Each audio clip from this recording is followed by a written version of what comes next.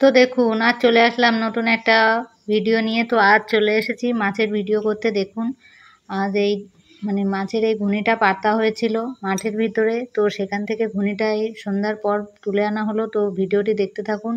দেখুন কতটা মাছ হয়েছে। তো প্রথমে ঝাড়া দিয়ে একপাশে মাছগুলোকে নিয়ে আসলাম, এবার এটা থেকে বের করা হচ্ছে। তো দেখুন এইসব মাছ অনেক দিন পাওয়া যায়নি, কারণ বর্ষা ছিল না, অত জলও বর্ষাটা অনেক বছর হয়নি, তার জন্য এইসব রানী মাছগুলো পাওয়া যেত না। তো এবার বর্ষা মানে এত বর্ষা হয়েছে, তার জন্য চারিদিকে শুধু এইসব মাছে ভর্তি হয়ে গেছে। তো তার জন্য ওই ধানের জমির পাশে এটা পাতা ছিল। তো দেখুন এখান থেকে অনেক রকম মাছই হয়েছে, আর এগুলো একটু বড় ধরনের মাছ।